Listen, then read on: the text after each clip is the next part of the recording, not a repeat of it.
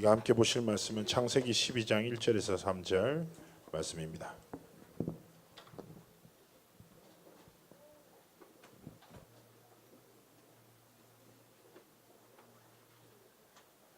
자, 하나님의 말씀을 우리 찾으셨으면 한 목소리로 합독합니다.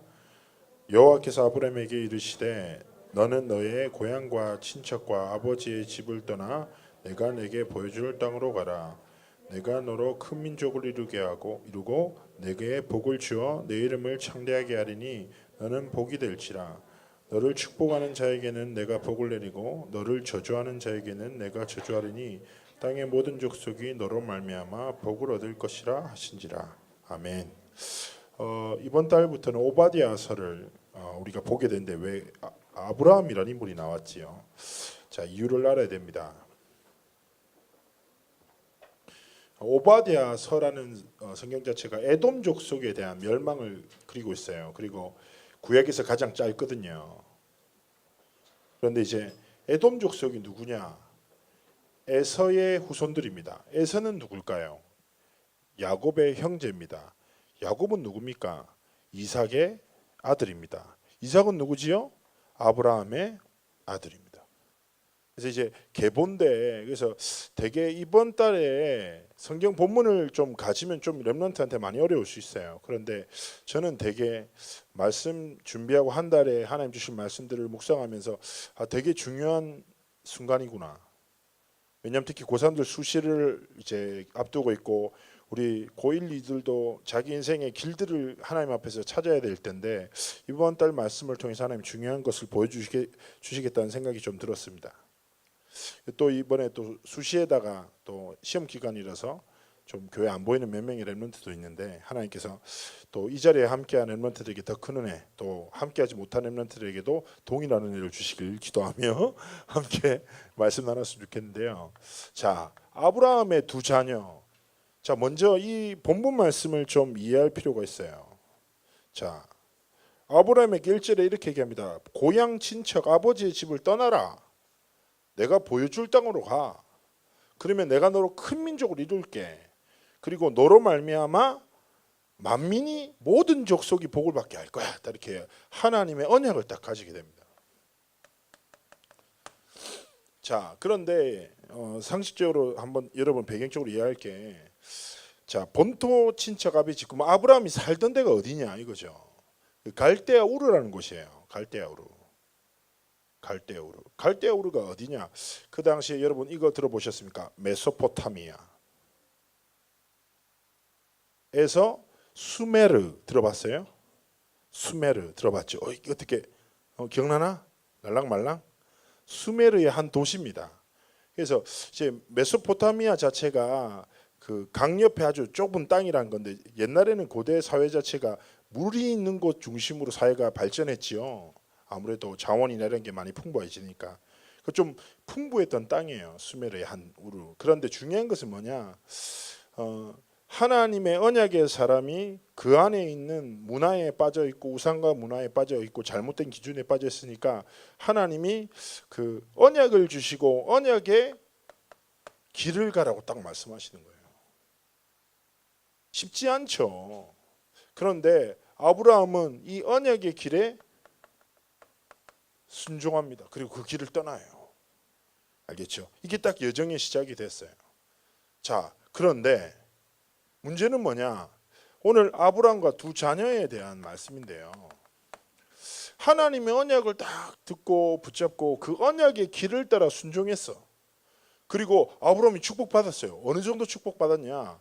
이 당시 사회는 족장 사회라. 국가 제도가 형성되지 않았었을 때 알겠죠? 족장 중심으로 무리들이 살던 때인데 아브라함이 어느 정도 축복받았냐? 이 순종했더니 하나님이 진짜 주셔서 물질적으로 풍요를 주셨고 가장 대표적인 상징적으로 뭐냐? 가병이라고 해서 집에서 거느리는 군사만 318명 있을 정도로. 알겠죠? 그러면 그 당시 사회에서 대단한 거죠. 그래서 실제로 자신의 조카가 위협을 당할 때 그 군대를 쳐가지고 구해내기도 합니다. 그러면 가병, 군사가 318명이란 말은 보통 한 1000명 이상의 사람들이 집단을 이루어서 살았고 아브라함은 거기에서 리더가 됐다는 거예요. 그런데 문제는 뭐냐? 아브라함에게 진짜 하나님 은혜 주셨는데 우리가 12장 2절에 보면 내가 너로 큰 민족을 이루겠다. 그러면 자녀와 후대에 대한 하나님 약속을 주셨는데 애가 없는 거라 쉽게 얘기하면. 아시겠죠? 되게 고민이 안 됐습니까? 하나님이 약속했는데 애가 없어. 그런데 점점 시리어스해지는 거예요. 왜냐? 와이프인 사라의 나이가 몇 살? 90살. 오 마이 갓. 자신의 나이는 100살. 어떻게 이거? 딱 상식적으로 볼 때 좀 힘들잖아요. 여러분 90세 정도면 지금 우리 증조할머니 되실 수 있잖아요. 갑자기 임신하셨다고 생각해봐요. 지금은 기네스북에 납니다. 이거. 그죠? 상식적으로 또 의학적으로 좀 불가능한 거지요. 그런데 중요한 것은 뭡니까? 이 하나님의 언약이라는 사실이에요. 하나님이 주시느냐.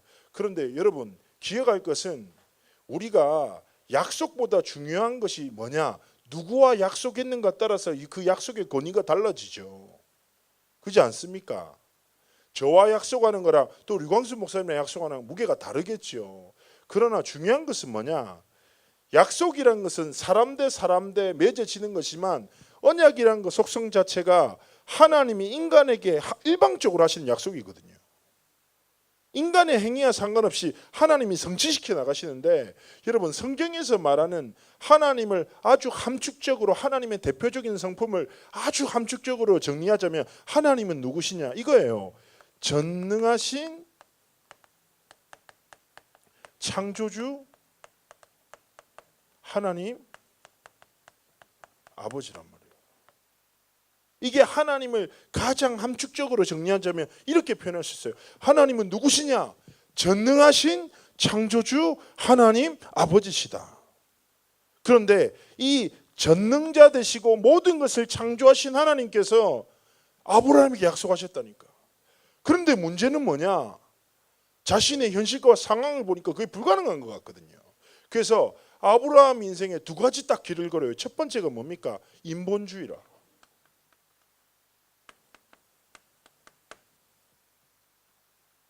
아이고 하나님 그래 약속은 맞아요. 자녀 주실 건데 사라는 아닌 것 같아요. 왜냐? 쟤는 이미 태문이 닫혔습니다. 더 이상 아이를 가질 수 없어요. 그렇다면 어떻게 해야 될까요? 그러니까 사라도 하나님의 약속 들었거든요. 근데 딱 고민된 거죠. 어떻게 할까 하다가 고민하다가 이렇게 하는 거예요. 나는 늙었으니 내 몸종이 있다. 내 몸종 하갈 이 여자를 취하십시오. 어쨌든 자손만 있으면 되는 거. 하나님은 사라를 통해서 주신다 하셨거든요. 그런데 아무리 합리적으로 상식적으로 생각해봐도 그건 아닌 것 같은 거죠. 불가능한 일이야. 그래서 하갈에게 딱 얘기합니다. 네가 아브라함과 잠자리를 해서 아기를 가져라. 그리고 실제로 하갈을 통해서 아들이 생깁니다. 이 친구 이름이 뭡니까? What? 자, 이스마엘이라는. 여러분 이게 뭐냐? 아브라함 인생의 최대 실수예요. 여러분 기억하세요. 하나님이 정말 싫어하는 게 있어요. 불신앙이라.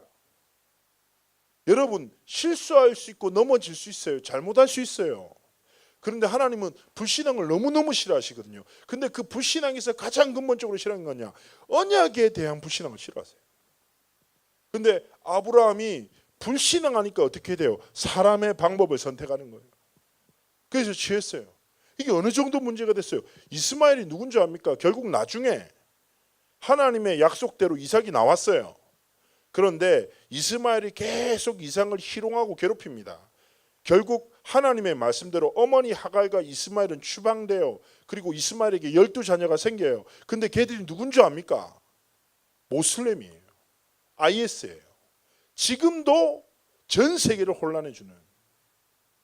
여러분 우리가 살아가는데 선택 별로 중요하지 않은 것 같죠. 그 순간에. 그런데 그 선택의 결과는 말로 다 할 수 없거든요. 그래서 렘넌트는 인생의 중요한 방향을 선택할 때 인본, 사람을 따라, 세상을 따라 선택하면 안 돼요. 거기 따라서 내가 결정한 것과 비할 수 없는 결과들이 내 인생에 닥친다니까. 그런데 아브라함의 가장 큰 실수랍니다. 가장 중요한 순간에 언약을 가지고 그 모든 축복을 받았음에도 불구하고 자신의 생각의 한계를 넘지 못하고 방법을 취한 거예요. 여러분, 여기서 중요한 것은 무엇입니까? 우리가 뭐 비합리적으로 살자 이게 아닌 거예요. 상황이 아니라 말씀 믿어야지. 내 상태나 눈앞에 보이는 현실이 아니라 말씀 믿어야지. 근데 중요한 건 아브라함이 상황과 현실을 믿어버린 거야. 말씀을 떠나서. 이게 문제입니다. 렘넌트가 살아가다 보면 이런 순간을 많이 만날 거예요. 그래서 많은 사람들이 인본이란 말이 무슨 말입니까? 세상과 사람을 기초로 나를 찾고 나를 정의하고, 알겠죠? 또 심지어 현실을 보고 선택하는 기준이 되고. 렘넌트 여러분, 저는요, 여러분이 합리적이어야 돼요. 객관성도 있어야 되고, 알겠습니까? 그리고 누가 봐도 괜찮은 사람이 돼야 돼요. 그러나 중요한 것은 무엇인지 압니까? 여러분, 가장 중요한 순간에 믿음의 사람이 돼야 돼요. 상황과 현실과 많은 순간들을 만날 거예요. 그런데 여러분, 진짜 중요한 건 뭔지 압니까? 지금 눈에 보이는 모든 것들은 눈에 보이지 않는 곳에서부터 시작된 거예요. 그렇지 않습니까? 그래서 성경에서 히브리서 11장의 말씀이 진짜 중요하거든요. 믿음장 뭐라고 합니까? 믿음은 바라는 것의 실상이요, 보이지 않는 것들의 증거다.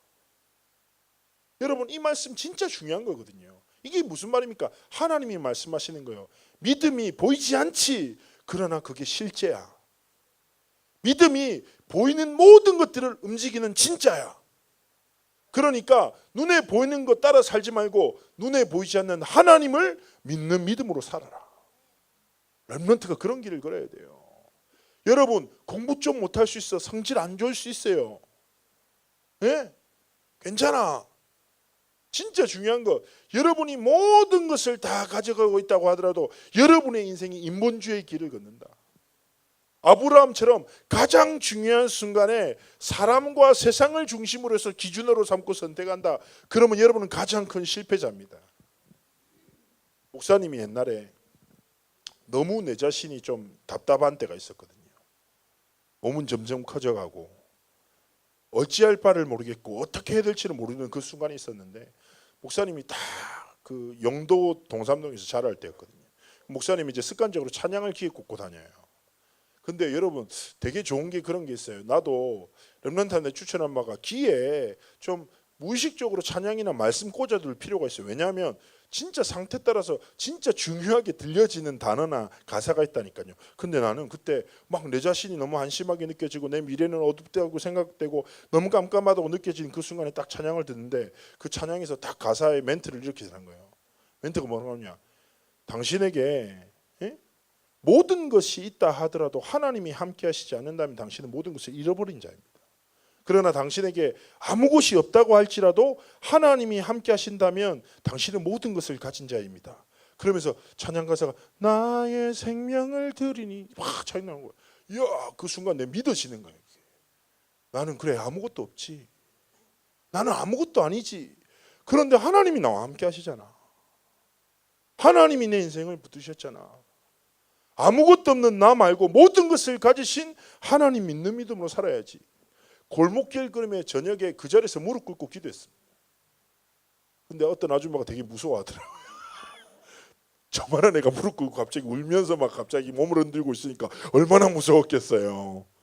그 아줌마 덕분에 제 영적 집중력이 사라지긴 했지만, 중요한 건 뭡니까? 렘넌트한테 그런 믿음이 있어야 됩니다. 여러분, 여러분에게 있는 그 연약한 거, 약한 거, 조금 잘난 거 그거 보지 말라니까. 보이죠? 중요하죠. 성적도 중요합니다. 여러 가지가 보일 거예요. 특히 고3들, 그렇죠? 내 이상과 현실과 내가 가야 할 대학과 갈 수 있는 대학이 분명히 다를 겁니다. 같을 수 없어요. 극일치한 사람은 극소수입니다. 그러나 여러분이 의지할 바는 인생의 흥망성쇠 생사화복의 주관자가 누구다? 하나님이시다.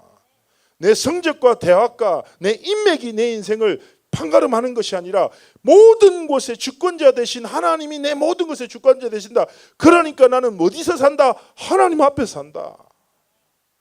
방법과 노력이 아니라 믿음으로 산다. 그래서 내 인생의 가장 중요한 순간의 기준과 선택을 인본이 아니라 뭘로 살아라? 신본주의로 살아라. 그래서 아브라함이 쫄딱 실패한 거예요. 그러다가 딱 하나님의 중요한 순간 앞에 언약 앞에 딱 서요. 그리고 믿음을 하나님께 드립니다. 아브라함이 믿으니 하나님이 의로 여기셨다 표현하지요. 그래서 실제로 믿음의 아들 이삭을 주십니다. 여러분, 그리고 그 이후 어떻게 됩니까? 이삭을 주시자마자 하나님이 마지막으로 아브라함의 믿음을 탁 테스트하시죠. 그게 뭡니까? 모리아산에 끌고 갑니다. 어떻게 약속하시죠? 이삭을 희생 제물로 드려라. 여러분, 희생 제물 번제란 말은 진짜 살벌한 거거든요. 각을 떠요. 그래서 하나님 앞에 불태워서 드리는 거거든요. 내장 같은 거 싹 빼버리고. 그런데 내가 어떻게 났는데 100세 때 하나님의 언약을 믿음으로 난 그 이삭을 하나님께 희생 제물로 드리라. 얼마나 살벌한 얘기입니까? 그런데 아브라함이 순종한다니까요. 유 목사님이 그래서 자주 얘기하시잖아요.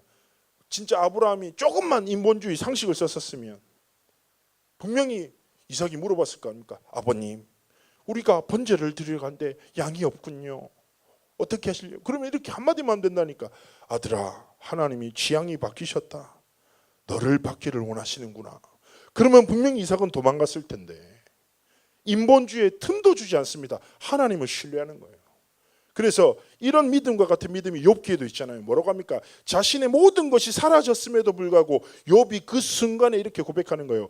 주신 자도 여호와시오 취하시는 자도 여호와시오니 오직 여호와 이름이 높임 받기를 원합니다. 그게 믿음이라니까.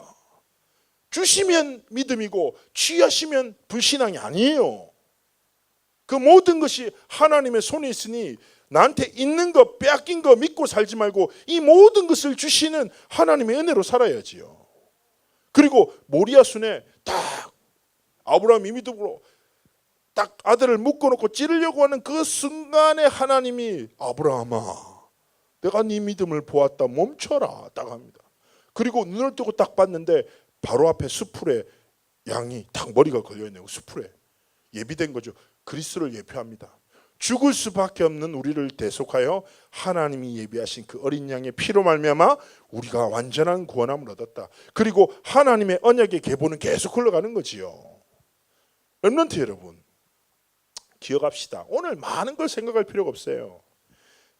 현장에 딱 가보죠. 그러면 자, 불신자 떠나요. 신경 쓰지 마. 불신자 생각하지 마. 상관없어. 걔들은 원래 인본주의로 살아요. 근데 중요한 거 뭐냐? 많은 그리스도인들이 이 길을 걸어. 인생의 선택과 모든 기준이 세상과 사람 믿고 다 나를 정의하고 살아가는 거죠. 그런데 하나님은 신본주의, 진짜 하나님을 향한 믿음을 가진 자를 기다리시고 찾으신단 말이에요. 그래서 렘넌트 첫 번째, 신본주의의 렘넌트의 길이 뭐냐? 첫 번째는요, 하나님을 인정하라. 이게 정말 믿음의 시작입니다. 하나님을 누구로 인정해요? 얘기했잖아요. 성경에서 가장 핵심적으로 하나님을 정의한 저 문장, 하나님이 누구시다? 전능자시다라는 거예요. 여러분, 이 사실 앞에 딱 무릎 꿇어야 돼요. 하나님은 누구시라고요? 전능하신 하나님입니다. 모든 것을 하실 수 있다. 내 인생, 내 가정, 내 가문, 내 미래, 하나님은 하실 수 있다. 이 믿음. 두 번째는 뭐예요? 그 전능하신 하나님이 창조주시다. 나를 지으셨다. 정말 중요한 믿음의 정의예요. 알겠습니까? 부모님이 결혼해서 내가 나왔지, 내가 엄마를 닮았지, 아빠를 닮았지, 아빠 좋은 거 닮을 수 있고 엄마 안 좋은 거 닮을 수 있어요. 근데 그게 진짜 나가 아니라 누구예요? 창조주 하나님이 우리 부모님을 택하셔서 나를 이 땅에 지으셨다는. 그리고 그 하나님은 나를 향한 하나님의 분명한 목적을 가지고 계신다는. 그래서 렘넌트는 하나님을 인정할 때 첫 번째 뭐다? 전능하신 하나님이시다. 두 번째는 창조주시다. 세 번째는 뭡니까? 그분이 내 아버지시다. 여러분, 제가 늘 얘기하지만 우리 렘넌트를 보면 재밌어요. 육신적으로는 자녀의 축복을 마음껏 누려. 여러분, 정상적인 자녀는 어떻습니까? 어떻게든지 엄마 아빠 것을 더 가져와서 내가 행복하게 살아가는 거. 그죠? 조금 더 받고 조금만 여유롭게 받고 한 번 더 받고 뭐 이런 거잖아요. 그죠? 나도 그렇자니까 목사님도 딱 자랄 때 어릴 때부터 자랄 때 어떻게 하면 엄마의 아빠의 돈을 가져가서 내가 더 배부르게 먹을 수 있을까? 이게 내 삶의 가치였다니까. 그래서 받을 때 미안하지도 않아. 당당하게 받아. 조금 더 받으려고 하고. 그래서 살았어요. 여러분 기억하세요. 우리가 상식적으로 알고 있는 게 뭡니까? 내가 늘 얘기하지만 부모는 자신이 가진 것이 그 무엇이든지 자신에게 가진 것으로 자녀를 지키고 양육하고 보호합니다. 완벽하게. 그렇지 않습니까? 여러분 태어나자마자 일어나서 걷고 밥 먹은 렘넌트 있어요? 있어 없어? 아무도 없지요. 대부분 울고 먹고 싸고 울고 먹고 싸고 자고 이게 어린아이 시절이잖아요. 근데 그런 모든 완전한 보호와 완전한 사랑과 완전한 공급을 통해서 우리가 점점 자라나서 지금 이런 시간표를 맞이했잖아요. 여러분 그래서 부모는 자신의 것으로 자녀를 절대적으로 양육해요. 그리고 자녀는 마땅히 부모의 것으로 성장해요. 이게 뭐냐? 질서라. 하나님이 만드신. 알겠습니까? 그런데 그 질서를 만드신 하나님이 뭐라고 말씀하셨습니까? 우리를 자녀로 삼으셨다. 그래서 로마서 8장 15절 목사님 너무 좋아하거든요. 뭐라고 합니까? 너희가 원래는 무서워하는 종의 영을 받아야 해. 그런데 하나님께서 양자의 영을 허락하셔서 하나님을 아바 아버지라 부르게 하셨다. 로마서 8장 17절에 얘기합니다. 그 정도가 아니라 너희는 그리스도와 함께 상속자로 삼아버리셨어. 이 말은 뭡니까? 하나님의 전능한 것이 하나님의 창조의 것이 누구의 것이다? 나의 것이다. 그래서 렘넌트의 삶에 하나님을 하나님으로 인정하는 것, 이것을 진짜 할 때 하나님이 정의하신 나를 찾을 수 있어요. 그래서 진정한 나는 누구냐? 하나님이 보시는, 부르시는, 함께 하신 나예요. 제 옆에 하면 렘넌트 볼까요? 소중하게 느껴집니까? 자, 이렇게 얘기합시다. 하나님을 인정하자. 두 번째, 하나님을 인정한다. 그러면 어떻게 됩니까? 삶의 최고의 자리.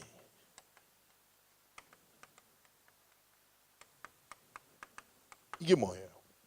내 삶에 있는 최고의 자리가 바로 저는 이렇게 단어를 드리고 싶어요. 이 단어 속으로 들어가십시오. 하나님을 바라보는 행복.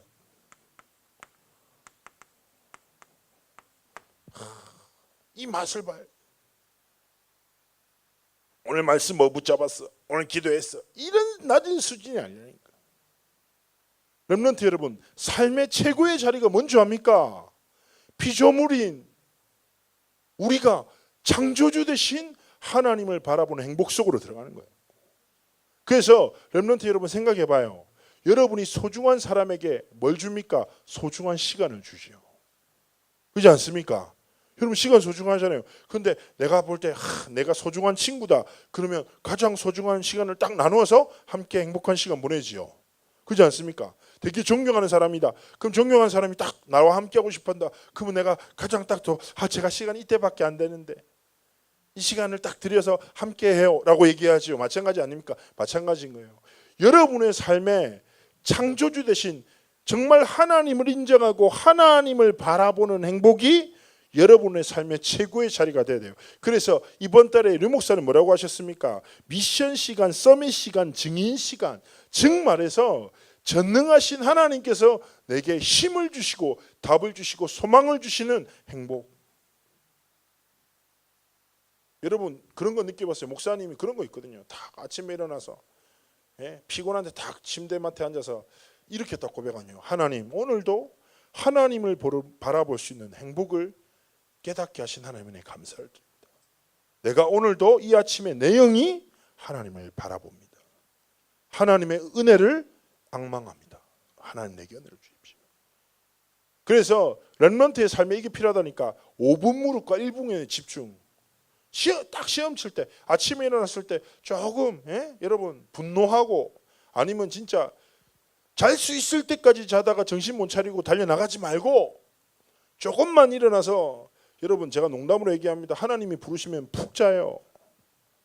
그때 푹 잘 수 있다니까. 너무 많이 자려고 하지 마요. 그리고 지금은 잠 오는 때인 거 알아요. 여고생들은 또 푹 자야지 피부가 탱탱하게 유지되거든요. 괜찮아. 근데 중요한 건 뭡니까? 여러분을 지으시고 부르시고 사랑하시는 하나님 앞에 최고의 시간을 드리라니까. 여러분이 줄 수 있는 최고의 시간이 언제입니까? 아침에 그 5분의 단잠이잖아. 그잖아요. 나는 약간 그거 좋아하거든요. 그래서 나는 내가 가야 할 시간보다 10분 앞에 알람을 한 번 더 맞춰요.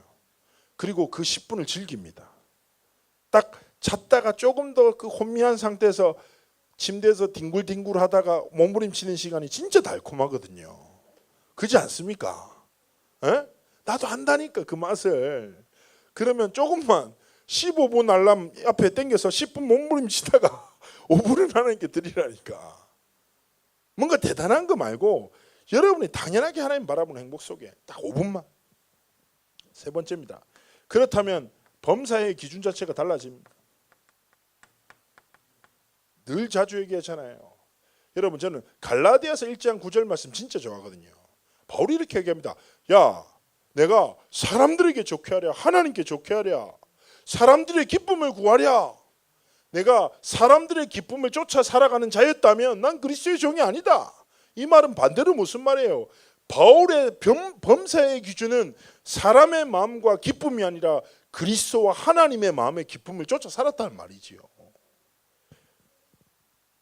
이 말은 반대로 사람들을 무시하고 사람들의 인정은 중요하지 않다는 말이 아니지요. 렘넌트 여러분 기억하십시오. 그리스도께서 여러분을 인정하시면 여러분은 세상 가운데 칭찬받게 될 것입니다. 왜냐하면 그리스도께서 여러분을 높이실 것이기 때문이죠. 그래서 여러분은 사람의 인정과 사랑을 구하고 쫓아 살아가는 사람이 아니라 하나님의 인정과 사랑을 구하고 쫓아 살 때 하나님이 세상과 사람 앞에서 여러분을 인정받게 하시고 사랑받게 하시는 겁니다. 이 질서를 절대 놓치면 안 됩니다. 자, 오늘 딱 이 말씀 가지고 자 결론. 자, 여기서 인본, 신본할 때 이 본자가 뭡니까? 자, 뿌리 본자예요. 뿌리.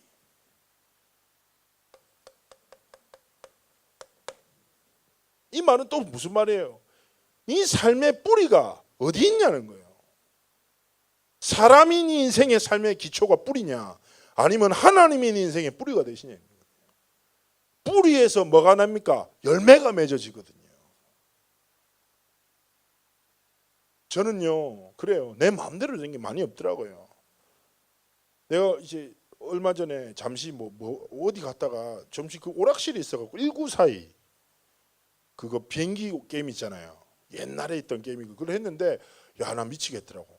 내 마음과 원하지 않게 나도 모르게 계속 총알적으로 내 비행기가 가는. 엄청 자주 죽더라고요. 그래서 되게 분노하고 했는데 꼭 폭탄 못 쓰고 죽더라고 나는.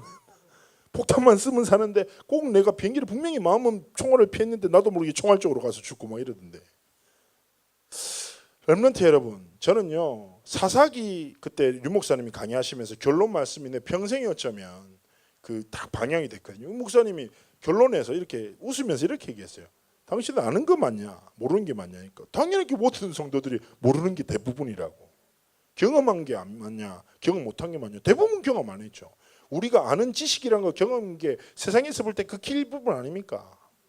그런데 어떻게 그런 나를 믿고 사람을 믿고 사냐 이거예요. 전능자 대신 하나님을 믿는 믿음으로 살아가는 거예요. 렘넌트 여러분 기억하세요. 여러분은 인본주의가 되면 안 돼요. 세상 속에서 사람과 함께 살아야죠. 배려해야 됩니다. 이해해야 됩니다. 도와야 됩니다. 그러나 여러분의 가장 인생의 뿌리는 누가 되어야 됩니까? 하나님을 믿는 믿음으로 살아야 돼요. 그런데 저는 더 소망이 되는 말씀을 한 구절 드리겠습니다. 뭐냐? 마태복음 16장 18절. 여러분이 영적 정체성을 찾아야 돼요. 어떻게 하면 신본주의로 살아갈 수 있을까요? 몸부림칠 필요가 없어요. 여기서 뭐라고 합니까? 그리스도를 믿는 자에게 하나님이 그리스도라는 반석을 인생의 기초로 두셨다는 거예요. 그래서 반석 위에 내 교회를 세울 것이니 음부의 권세가 이기지 못할 것이다. 이게 무슨 말입니까? 하나님이 여러분의 인생에 그 기초를 결코 그 무엇도 흔들 수 없는 그리스도라는 완전한 반석 위에 세우셨다. 이게 여러분 정체성이라. 그렇다면 마땅히 내 인생의 기초 대신 그리스도를 믿는 믿음으로 살아야 됩니다. 그래서 여러분 이번 선교대회 제목이 이거였거든요. 절대 불가능 절대 가능. 기억납니까? 근데 나는 이게 제목 자체가 시대적이다 싶거든요. 그냥 이 딱 두 단어가 문장이 진짜잖아요. 절대 불가능이 뭐예요? 나잖아. 세상이잖아. 더럽게 안 바뀌고 소망 없고 더 이상한 짓을 많이 하는 우리. 근데 절대 불가능한 내 삶에 절대 가능한 하나님의 복음을 주셨어. 그러면 절대 불가능한 나와 세상을 믿고 살래? 절대 가능한 하나님의 진리를 믿고 살래? 그래서 그 가사로 나온 찬양 가사 있잖아요. 찬양 가사에서 뭐라고 합니까? 진짜 은혜되거든요. 후렴. 내가 그 가사를 쓰신 목사님 볼 때마다 내가 막 진짜 너무 은혜된다 항상 인사드리는데 여러분 뭐라고 합니까? 내 생각보다 뭘 앞세워라? 하나님 말씀 앞세우고. 이게 신본주의거든요. 뿌리가 하나님인 사람이라. 내 생각, 경험, 판단 쫓지 말고 뭘 쫓아라? 말씀을 앞세우고 말씀을 따르고 말씀이 가라면 가고 서라면 서는 게 렘넌트라. 두 번째 뭐예요? 내 능력보다 뭘로? 기도로 뭐라라? 힘을 얻고. 여러분 능력 있습니까? 대단합니까? 믿을만 합니까? 신뢰할만 합니까? 아니지요. 그래서 내 능력 말고 하나님이 능력을 주시는 통로가 뭐예요? 열쇠라 했다니까. 열쇠. 목사님 일본 갔을 때 얘기했잖아요. 지갑이 있는지 모르고 일본 애가 먹는 떡꼬지를 부러워하면서 있었던 나. 그리고 심지어 그런 때도 있었어요. 여러분 청소년 수련회 충주호에서 할 때 목사님이 찬양팀 리더잖아요. 그런데 방키가 없어진 거예요. 그래서 내가 숙소 딱 앞에 갔는데 15층이었거든요. 근데 엘리베이터가 너무 심하게 막혀서 내가 걸어서 올라갔어요. 그래서 힘들어 죽겠고 안에 시원한 물을 마시고 싶은데 키가 없어. 그래서 내가 너무 분노했거든요. 우리 팀에서 같이 쓰던 차인팀 애들 14명. 키 찾는다고 전체 다 뒤졌어요. 충주 수련장 가고 예배당 가고 밑에 가고 마스터 키 찾고 없는데 아무도 없어요. 애들이 40분 동안 그렇게 뒤졌어요. 그리고 애들이 14명이 와가지고 나한테 얘기했습니다. 키가 없어요. 어떡하죠? 딱 그랬는데 갑자기 이 자식들 똑바로 관리도 안 하고 내가 가만 안 놔둔다 딱 이러고 제 뒷주머니를 딱 만졌는데 갑자기 빠밤 빠밤 빠밤 설마 14명이 저한테 달려들더라고요. 자 맞아줬습니다. 자 바보 아닙니까? 키가 있는데 엄한 데서 자꾸 원망하고 주신 키로 열면 되는데 결국 제가 많이 맞았거든요. 팀원들한테. 맞을만 하죠. 여러분 하나님이 주신 열쇠가 뭐예요? 기도라. 제발 부탁드립니다. 목사님 그날 방황했던 것처럼 시달리지 마십시오. 이미 주어진 거. 그래서 뭘로 살아라? 그리스도인은 방법, 노력이 아니라 무릎으로 살아가는 거예요. 하나님 앞에. 그리고 뭐라고 합니까? 내 계획보다 오직 전도와 선교. 내 계획 말고 하나님이 원하신 전도 선교. 렘넌트들 다 대학 입시하잖아요. 렘넌트 하나 올라오는데 다음 주에 수시 때문에 교회 못 올 것 같아요. 딱 얘기하더라고요. 그래서 이제 수시도 준비하고 하죠. 여러분, 여러분의 인생 계획보다 진짜 한번 기도해 보라니까. 마음과 상태는 아니더라도 하나님, 내 평생 내 계획이 아니라 하나님이 원하시는 전도와 선교에 쓰임받는 렘넌트가 되도록 제 대학을 인도해 주십시오. 마음껏 전도 선교할 수 있도록 하나님께서 내 인생의 길을 열어주십시오. 한번 고백해 보라니까. 여러분, 자 이제 결론적으로 한 가지 말씀만 드리고 마치겠습니다. 그 목사님이 내가 한번 이제 여러 번 얘기를 했지만 목사님이 이제 고등학교 때 그런 때가 좀 있었어요. 그 고등학교 때 막 자라는데 말씀이 막 좋아 믿어져. 근데 이제 현실이 막 이제 많이 안 바뀌고 할 때 내가 어떻게 내 삶을 살아갈까 고민하다가 내가 하나님 말씀 믿는 믿음으로 살아야지 딱 결단하고, 여러분 이거 되게 중요한 거거든요. 목사님 뭐랬냐면 기도 제목을 정리했어요. 정말 좀 디테일하게 내 인생을 두고 내 평생을 두고 하나님 앞에서. 근데 제가 그 기도 제목을 정하고 한 3년 4년 정도 하나님 앞에 기도했던 것 같아요. 그런데 목사님이 그 기도 제목을 지금도 찾았거든요. 제가 다음에 한번 보여드릴게요. 되게 재밌거든요. 제가 찾았어요 그거를. 그래서 제 한 2003년도에 썼던 노트가 있더라고요. 얼마 전에 찾았는데 진짜 막 다 헐거진 노트 안에 김영길의 평생 기도 제목이 짧게 써가지고 4페이지에 탁탁탁탁 붙어 있어요. 제가 정말 재미로 한번 재미로 제가 드릴 거고, 여러분 제가 지금 살아가는 삶과 그 기도 제목이 어떻는지 한번 여러분 한번 확인해 보세요. 진짜 많이 성취됐어요. 그래서 나는 랩런트들한테 진짜 부탁드리고 싶은 게, 여러분 대부분 랩런트들이 그렇거든요. 불완전한 나 때문에 고민하고 불확실한 미래 때문에 갈등하거든요. 그죠? 왜냐? 나는 불완전한데 심지어 미래까지 불확실한 거지. 얼마나 불안해. 그러니까 조금만 하나님 믿는 믿음으로 하나님 앞에 딱 도전합시다. 자, 우리 옆에 렘넌트한테 고백합시다. 신본주의로 살아갑시다. 자, 뿌리 본자 잘 한번 기억하시고 하나님 앞에 딱 여러분의 삶에 주어진 예수 그리스도의 뿌리 누리시기 바랍니다. 기도합니다.